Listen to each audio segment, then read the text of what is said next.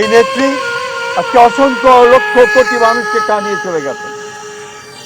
আগামীকাল তার জানাজা অনুষ্ঠিত হবে, দাফন হবে।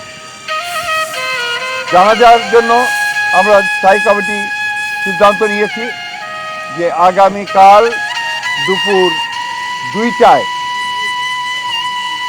পার্লামেন্ট ভবনের দক্ষিণ প্লাজায় যে মাঠ এবং বাণিজ্য অ্যাভিনিউ এই পুরো অংশ জুড়ে আমাদের নেত্রীর জানাজা অনুষ্ঠিত হবে। এই জানাজা পড়াবেন আমাদের জাতীয় মসজিদের খতিব অর্থাৎ বাইতুল মুকাররমের খতিব।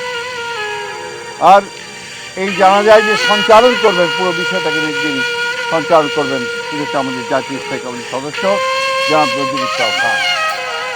এরপরে আমাদের স্বাধীনতার ঘোষক, বহুদলীয় গণতন্ত্রের প্রবর্তক, বাংলাদেশের আরেক কিংবদন্তির নেতা, যাকে রাখাল রাজা বলে এই দেশের মানুষ, তার মাজারে, তারই পাশে আমাদের এই মহান নেত্রীকে সমাধিস্থ করা হবে, দাফন করা হবে।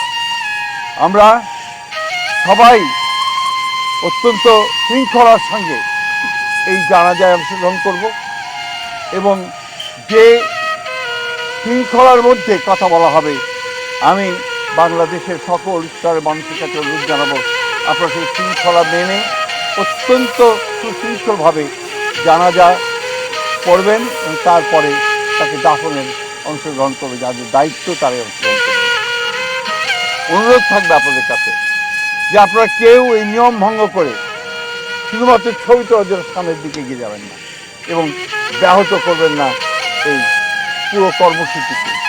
আপনাদের আমরা বিশ্বাস করি দেশনেত্রীর প্রতি আপনাদের যে সম্মান, যে শ্রদ্ধা, সেটাকে অটুট রাখার জন্য আপনারা সেই শৃঙ্খলা রক্ষা করবেন এবং সর্বাত্মকভাবে সহযোগিতা করবেন এই জানাজা দাফন কার্য সুচারুরূপে